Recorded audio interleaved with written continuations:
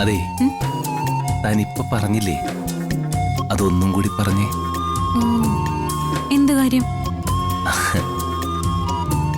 കുറച്ചു മുമ്പ് പറഞ്ഞില്ലേ, അത് തന്നെ. കുറച്ചു മുൻപ് എന്ത് പറഞ്ഞു? താൻ വെറുതെ നമ്പർ ഇറക്കല്ലേ. കുറച്ചു മുൻപ് ഞാൻ എന്ത് പറഞ്ഞു? ഞാനൊന്നും പറഞ്ഞില്ലല്ലോ. താൻ നേരത്തെ പറഞ്ഞല്ലോ, ഈ ലോകത്ത് എല്ലാവരെക്കാളും വലുത് ഞാനാണെന്ന്. ഈ ലോകത്ത് എല്ലാരെക്കാളും വലുത് ആരിനാണെന്നൊന്നും ഞാൻ പറഞ്ഞിട്ടില്ല. അല്ല, അങ്ങനെയല്ല, അതേപോലെ അർത്ഥം വരുന്ന എന്തോ പറഞ്ഞില്ലേ? അങ്ങനെ പറഞ്ഞു. അതൊന്നും കൂടി പറഞ്ഞേ. പറയുന്നില്ല. ഒന്നും കൂടി പറയടോ, കേൾക്കാനുള്ള കൊതി കൊണ്ടല്ലേ. ഇല്ല എന്ന് പറഞ്ഞില്ലേ. എനിക്ക് ഉറക്കം വരുന്നു, ഞാൻ കിടക്കാൻ പോവാ.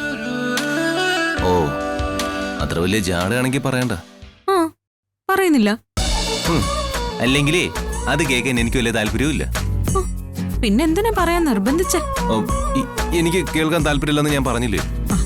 ശരി, എന്നാ മിണ്ടാതെ വെക്കണം, ഉറങ്ങും. ഞാൻ മിണ്ടുവോ മിണ്ടാതിരിക്കുവോ ശരി, താൻ തന്റെ കാര്യം നോക്ക്.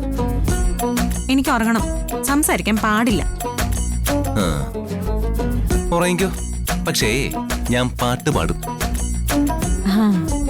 താരാട്ട് പാട്ടാണെങ്കിൽ പാടിക്കോ, ഞാനത് കേട്ട് ഉറങ്ങിക്കോളാം. അയ്യടാ, താരാട്ട് പാട്ട് പാടി ഓർക്കാൻ ഇള്ളവാവേലേ. എന്ന് പാടണ്ട. ഞാൻ പാടുന്നില്ല. പാടുന്നെങ്കി പാട്. ഞാൻ പാടുന്നില്ല എന്ന് പറഞ്ഞില്ലേ. എനിക്കൊരു പാട്ട് കേട്ടാ കൊള്ളാന്ന് ആഗ്രഹമുണ്ട്. എനിക്ക് പാടാൻ തോന്നുന്നില്ല. ശരി, പാടണ്ട. വേണമെങ്കിൽ ഞാനൊരു മൂളിപ്പാട്ട് പാടാം. ഓ, വേണമെന്നില്ല. ഓക്കേ.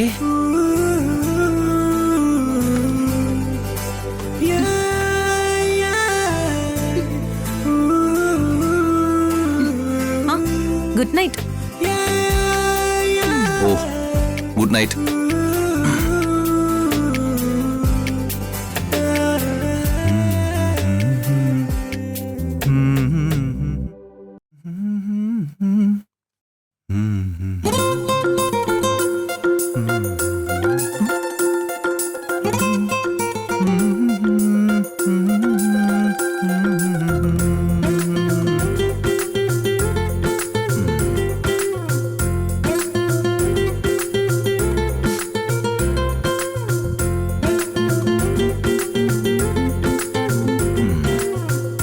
നൈസായിട്ടൊരു പണിയങ്ങ് കൊടുത്താലോ?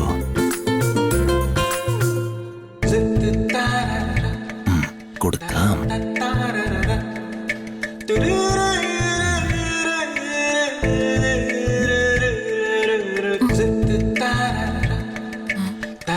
ഉറങ്ങിയോ? സ്വന്തമായിട്ട് പാട്ട് പാടി ഉറങ്ങുന്ന ഒരാളെ ഞാൻ ആദ്യമായിട്ടാ കാണുന്നത്.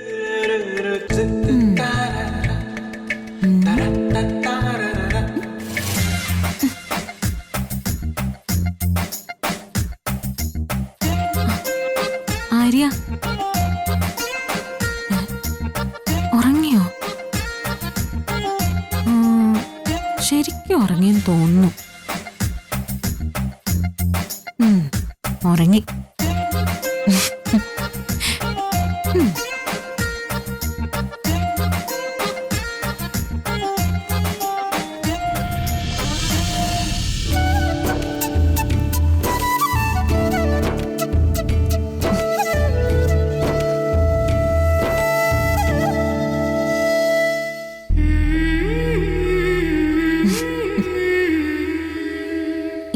എനിക്ക് എന്തിനേക്കാളും വലുത് എന്റെ ആര്യന.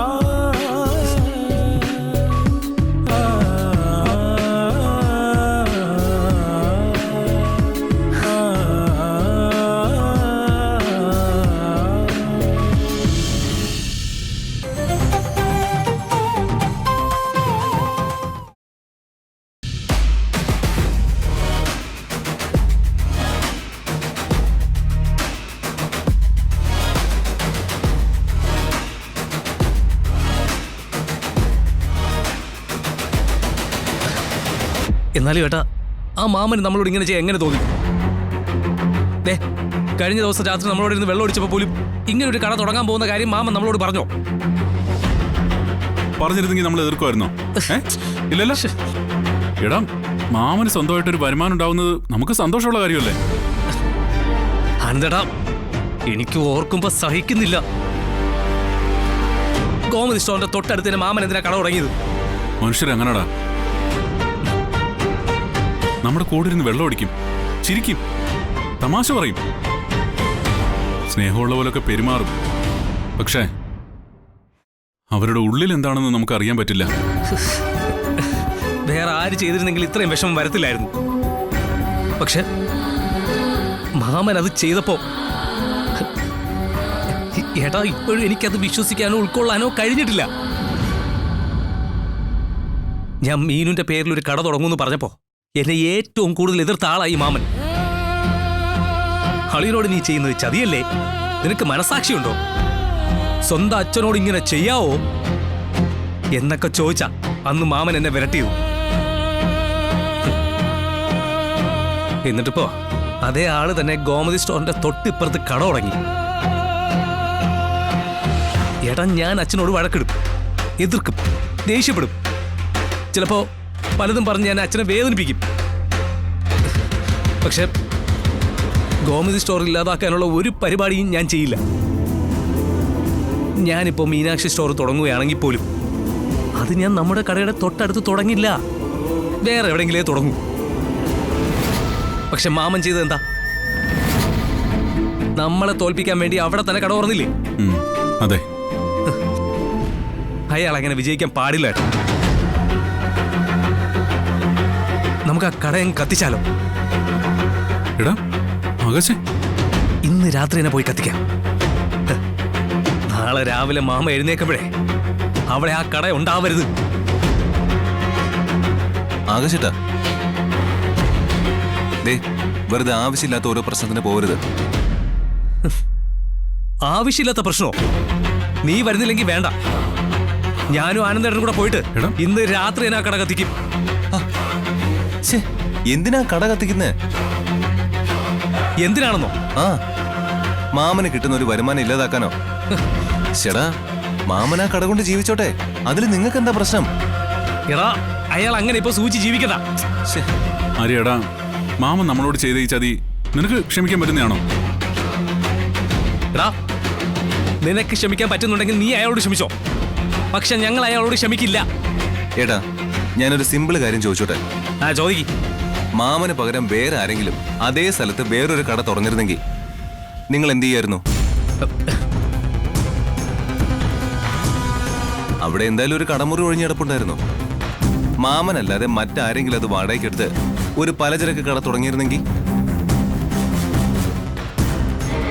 അപ്പോഴും പാതിരാത്രി പോയി കട കത്തിക്കാനായിട്ട് നിങ്ങൾ തീരുമാനിക്കുമായിരുന്നോ? വേറെ ആരായിരുന്നെങ്കിലും നമുക്കതൊരു വിഷയമാവില്ലായിരുന്നല്ലോ. അത് തന്നെ ഞാനും പറയുന്നത്. എടാ, മാമനായതുകൊണ്ടാണ് വിഷയം. നമ്മുടെ വീട്ടിലെ എല്ലാ കാര്യങ്ങളും അറിയാവുന്ന ആളല്ലേ ഈ മാമൻ. അച്ഛൻ എത്ര കഷ്ടപ്പെട്ടിട്ടാടാ ആ ഗോമതി സ്റ്റോർ ഇങ്ങനെ എത്തിച്ചെന്ന് മാമന് നന്നായിട്ട് അറിയാവുന്നതല്ലേ? അറിയാം. എന്നിട്ടും എല്ലാം അറിഞ്ഞു വെച്ചിട്ടല്ലേ നമ്മുടെ കടയുടെ തൊട്ടടുത്ത് ഈ കട തുടങ്ങിയത്. അതാണ് എടാ, മാമൻ വൻ ചതിയാ നമ്മളോട് ചെയ്തത്. ഇതൊന്നും മാമൻ അറിഞ്ഞുകൊണ്ട് നമ്മളെ ദ്രോഹിക്കാൻ ചെയ്തതല്ല. പിന്നെ ആ കട ആകാശത്ത് നിന്ന് പൊട്ടി വീണയാണോ? മാമന്റെ ചേട്ടന്മാരെ ഇതിന്റെ പിന്നില്. അവര് മാമനെ മുന്നിൽ നിർത്തി അവരുടെ കാര്യങ്ങൾ അങ്ങ് സാധിക്കുക. എടാ, മാമൻ എന്താ കൊച്ചുകുട്ടിയാണോ? ആരെങ്കിലും പറഞ്ഞ എന്തും ചെയ്യാൻ? മാമൻ അവരുടെ കെണിയിൽ പെട്ടതായിരിക്കും. കെണിയിൽ പെട്ടതൊന്നുമല്ല, കൃത്യമായിട്ട് അറിഞ്ഞുകൊണ്ട് ചെയ്തതാ. ഏട്ടാ, മാമൻ സ്വപ്നത്തിൽ പോലും നമുക്കൊരു ദ്രോഹം ചെയ്യില്ല. നീ ഇപ്പോഴും മാമനെ ന്യായീകരിച്ചുകൊണ്ടിരിക്കുകയാണ്. ഞാൻ മാമനെ ന്യായീകരിക്കുകയല്ല.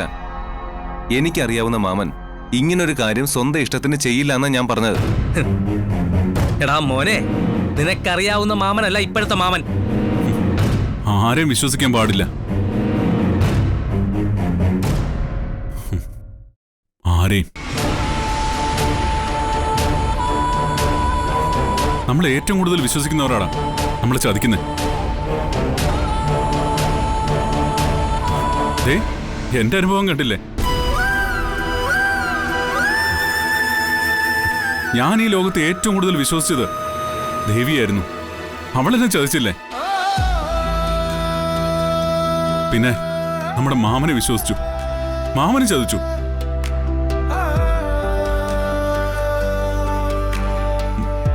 മനുഷ്യനിലുള്ള വിശ്വാസം തന്നെ എനിക്ക് നഷ്ടപ്പെട്ടു. ആരെയും വിശ്വസിക്കാതിരിക്കുക ഇത്തിരി സമാധാനം കിട്ടുന്നേ. ആനന്ദേട്ടാ, ദേവി അടുത്തിടെ കാര്യവും മാമന്റെ കാര്യവും ഒരുപോലെയല്ല. ചതിക്കപ്പെട്ടവർക്ക് രണ്ടും ഒരുപോലെയാ. ഏട്ടാ, മാമൻ എങ്ങനെ വെറുതെ വിടാൻ പാടില്ല. അയാൾ നമ്മളെ തോൽപ്പിക്കാൻ നോക്കിയല്ലേ, നമ്മൾ അതിന് മറുപടി കൊടുക്കണം. മറുപടി കൊടുക്കുന്നത് കട കത്തിച്ചുകൊണ്ടാണോ ഏട്ടാ? എടാ, ആവശ്യം വന്നാ അതും ചെയ്യും. ഏട്ടാ, കട കത്തിച്ചു കഴിഞ്ഞാൽ മാമൻ മാത്രമല്ല പ്രശ്നത്തിലാവുന്നത്, നമ്മളും കുടുങ്ങില്ലേ? അച്ഛനും അമ്മയും നാണം കെടും. ഗോമതി സ്റ്റോറിന്റെ പേര് പോവും. അതൊന്നും എനിക്ക് കേക്കണ്ട. കേക്കണം. ഒരു നിമിഷത്തെ ദേഷ്യത്തില് നിങ്ങൾ ഈ ചെയ്യുന്നത് കൊണ്ട് ഈ കുടുംബം മുഴുവൻ അനുഭവിക്കേണ്ടി വരും. ദയവ് ചെയ്ത് ഏട്ടൻ ഇതിന്റെ പുറകെ തൂങ്ങി മാമന്റെ സ്വസ്ഥത നശിപ്പിക്കല്ലേ. ആ പാവം എങ്ങനെയെങ്കിലും ജീവിച്ചോട്ടെ. അയാൾ അങ്ങനെ ജീവിക്കണ്ട. ജീവിക്കാൻ ഞാൻ സമ്മതിക്കില്ല. ഏട്ടാ, ഇത് അനാവശ്യമായ ദുർവാശിയാണ്. ഒന്നാമത് നമ്മൾ പ്രശ്നങ്ങളുടെ നടുവിലാ. ഇനിയിപ്പോ ആകാശേട്ടൻ ആ കട കത്തിക്കാൻ പോയി അതിന്റെ പേരിലുണ്ടാവുന്ന കുഴപ്പങ്ങൾ കൂടി താങ്ങാനായിട്ട് അച്ഛനും അമ്മയ്ക്കും കഴിയില്ല.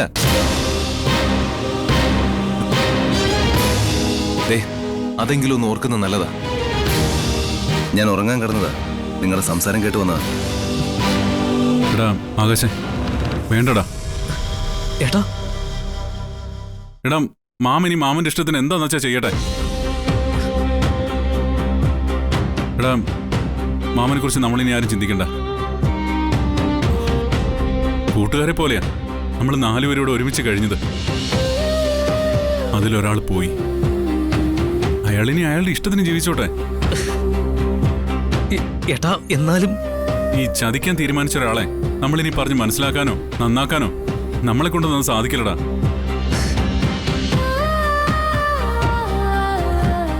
ആലോചിക്കുമ്പോ ഒരു തരത്തില് മാമൻ ഈ അവസ്ഥയിൽ എത്തിച്ചത് നമ്മൾ തന്നെയാ. നിങ്ങൾ രണ്ടും പോയി കിടക്കാൻ നോക്ക്. അനന്തേട്ടാ, ഏട്ടാ, നമുക്ക് ഏടത്തിയുടെ വീട്ടിലേക്ക് ഒന്ന് പോണ്ടേ? കാര്യങ്ങളൊക്കെ അവരോടൊന്ന് സംസാരിച്ച് എങ്ങനെയെങ്കിലും ഒരു തീരുമാനമാക്കണ്ടേ? എനിക്കിനിയൊന്നും സംസാരിക്കല്ല അവളോട്. ഞാൻ ഡിവോഴ്സ് നോട്ടീസ് അയച്ചിട്ടുണ്ട്.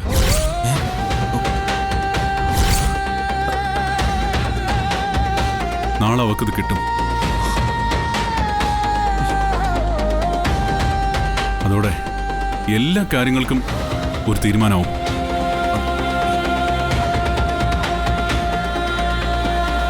ഏട്ടാ,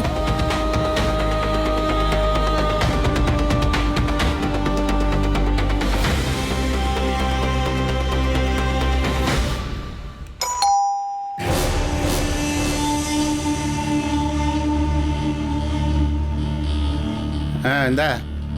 ഒരു രജിസ്റ്റേർഡ് ഉണ്ട്. രജിസ്റ്ററോ? എനിക്കാണോ? അല്ല, ആ ദേവി ആരാ? ആ ദേവി എൻ്റെ മോളാ. എടീ, നീ ദേവി എന്ന് വിളിച്ചേ. എന്താ കാര്യം? എടീ, അവക്കൊരു രജിസ്റ്റേർഡ് ഉണ്ടെന്ന്. രജിസ്റ്റേർഡ് രജിസ്റ്റേർഡോ? എന്താ അമ്മ? മോളെ, നിനക്ക് എന്തോ രജിസ്റ്റേർഡ് ഉണ്ടെന്ന് ഒപ്പിട്ട് വാങ്ങിക്കോ. രജിസ്റ്റേർഡോ? ആ, രജിസ്റ്റേർഡ്. ഇതിലൊന്ന് സൈൻ ചെയ്തു.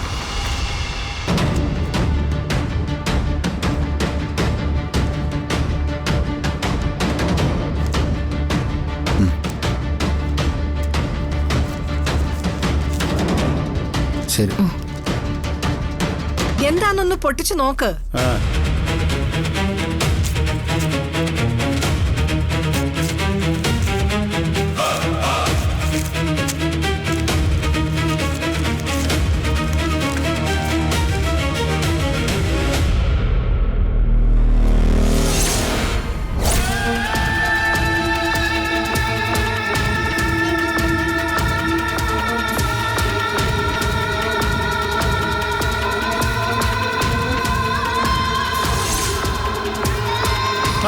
മോളെ, ദേവി എന്താ?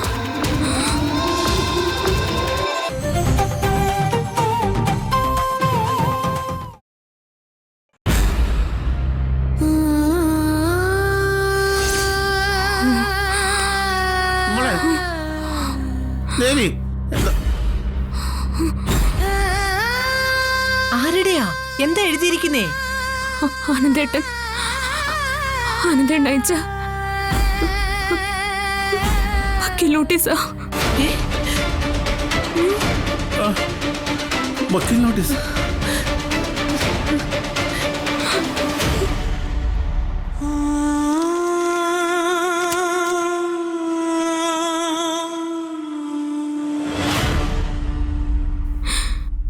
സമാധാനായോ?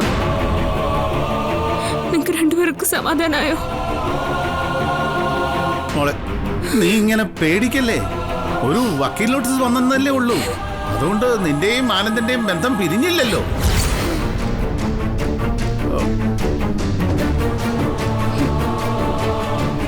ഇതൊക്കെ ദേവമംഗലത്തുകാര് നമ്മളെ പേടിപ്പിക്കാൻ വേണ്ടി ചെയ്യുന്നതാ. മോൾ ഇതൊന്നും കാര്യമാക്കണ്ട. ഈ നോട്ടീസ് അയച്ചതിന്റെ ഉദ്ദേശം എന്താണെന്ന് നിനക്ക് മനസ്സിലായില്ലേ? നമ്മൾ വീണ്ടും അവരുടെ കാല് പിടിക്കാൻ അങ്ങോട്ട് ചെല്ലണം. ഒരാഴ്ചക്കുള്ളിൽ നിന്നെ കൂട്ടിക്കൊണ്ടു പോയില്ലെങ്കിൽ വിവരം അറിയുമെന്ന് ഞാൻ അവരോട് പറഞ്ഞതല്ലേ. അതിന് തിരിച്ച് നമ്മളെ പേടിപ്പിക്കാൻ വേണ്ടി അയച്ചതാ. നീ കരഞ്ഞു വിളിച്ചങ്ങോട്ട് ചെല്ലുമെന്ന് അവർക്കറിയാം.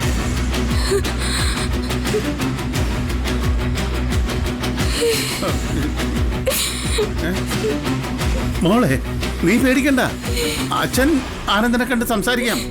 എല്ലാത്തിനും ഒരു തീരുമാനം ഉണ്ടാക്കാം. നിന്റെ ആനന്ദിന്റെ ജീവിതത്തിന് ഒരു കുഴപ്പം ഉണ്ടാകത്തില്ല. അച്ഛൻ നോക്കിക്കോളാം. ആനന്ദേട്ടനെ എനിക്ക് നഷ്ടപ്പെട്ട് കഴിഞ്ഞോന്ന് നിങ്ങൾക്ക് രണ്ടുപേർക്കും നല്ല വ്യക്തമായിട്ട് അറിയാം. എന്നിട്ട് എന്നെ സമാധാനിപ്പിക്കാൻ വരിക അല്ലേ? അല്ലെന്ന് മോളെ, ഇനി എന്നെ അങ്ങനെ വിളിക്കരുത്.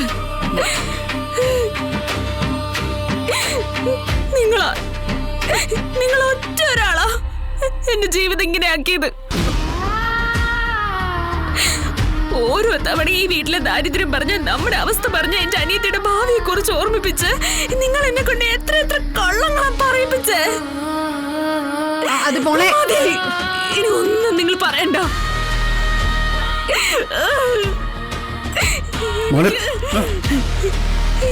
പോയി, എല്ലാം പോയി. എന്റെ ആനന്ദേട്ടൻ എനിക്ക് നഷ്ടപ്പെട്ടു, എന്റെ വീട് എനിക്ക് നഷ്ടപ്പെട്ടു, എന്റെ അനിയത്തിമാര്, അനിയന്മാര്, അമ്മ, ബാലച്ചൻ എല്ലാം നഷ്ടപ്പെട്ടു.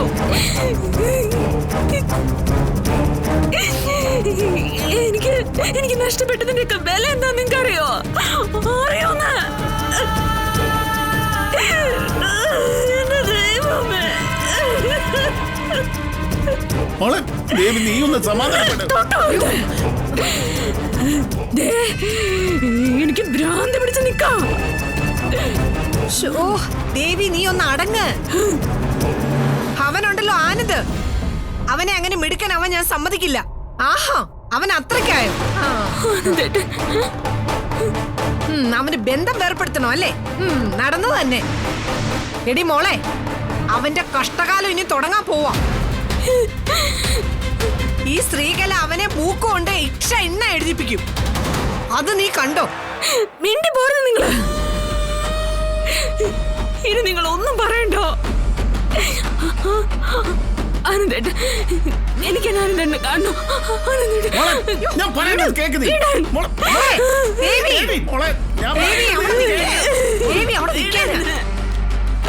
ഞാൻ പറയുന്ന കേക്ക്. അമ്മ മാറ്. നീ തൽക്കാലം എങ്ങോട്ട് പോകുന്നില്ല. ഇനി നിങ്ങൾ പറയുന്ന ഒന്നും ഞാൻ കേൾക്കില്ല. എന്റെ ജീവിതം നശിച്ചു പോയി. എനിക്ക് പറ്റില്ല, എനിക്ക് പറ്റില്ല. എനിക്ക് ആനന്ദം ഇല്ലാതെ പറ്റില്ല. ഞാൻ എന്റെ വീട്ടിലേക്ക് പോവാ. നീ സമാധാനപ്പെട്. നമുക്ക് എല്ലാത്തിനും ഒരു പരിഹാരം ഉണ്ടാക്കാം. ഇല്ല, ഇനി ഒരു പരിഹാരം ഇതിനില്ല. നിങ്ങൾ ആരും ഇതിൽ ഇടപെട്ട് പോരുത്. ഞാൻ ചെയ്ത തെറ്റല്ലേ, ഞാൻ തന്നെ പരിഹാരം കണ്ടോളാം. എനിക്ക് ആനന്ദേട്ടനെ കാണണം. ആനന്ദേട്ടന്റെ കാല് പിടിച്ച് ഞാൻ മാപ്പ്.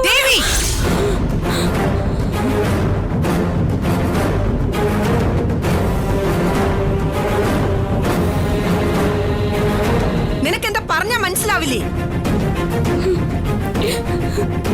ഇനി നീ ആരുടെ കാല് പിടിക്കാൻ പോകുന്നില്ല. ഇനി എന്ത് വേണോന്ന് എനിക്കറിയാം. ഞാൻ തീരുമാനിച്ചു കഴിഞ്ഞു. കാര്യങ്ങൾ ഇനി ഞാൻ തീരുമാനിക്കുന്നത് പോലെ മുന്നോട്ട് പോവും. നീ അകത്ത് കയറി പോ.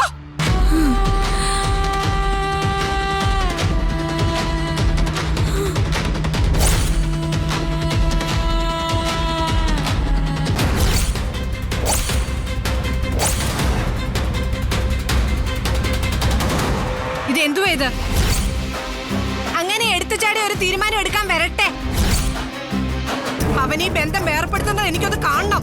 എന്റെ പൊന്ന് ശ്രീകലെ, തെളിവുകളെല്ലാം നമുക്കെതിരാണ്. അവന്റെ കയ്യിലുള്ള ആ വീഡിയോ കാണാൻ പോലീസിൽ കൊടുത്താണ്ടല്ല ഞാൻ അകത്താണ്.